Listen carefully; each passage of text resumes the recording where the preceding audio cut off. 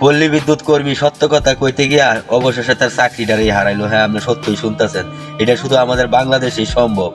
ছাড়াছুড়ি করতে পারলে আপনার সুবিধা নিশ্চিত, আর ছাড়াছুড়ি না করতে পারলে আপনার অসুবিধা নিশ্চিত।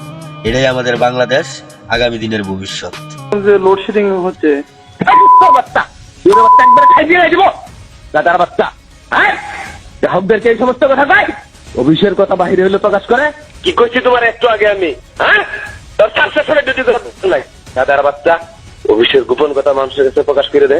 আর কে আছে ওইখানে? মোবাইল দে, তোর ডিউটি করার দরকার নাই। স্যার আর কেউ নাই এখন। দাদার বাচ্চা লুটসেট দেয়, এই কথা হইলো গ্রাহকরা হইলো ফোন করে কয় লাইন চালু কর, তুই তোর লুটসেট করার দরকার নাই। লাইন চালু করে জানা, তুই লাইন চালু করে আমার জানা। স্যার লাইন চালু হয়েছে। তুই কইতে পারছ না যে ফিরার কি সমস্যা হয়েছে দেখতেছি? সে যেরকমই চালাক হোক, তুই এই কথা কবি কি কারণে? আমি স্যার আমার মুখ থেকে বের করার আগেই উনি বলতেছে কি কালকের মধ্যে আবার লোডশেডিং শুরু করলেন, এই কথা স্যার উনি বলতেছে।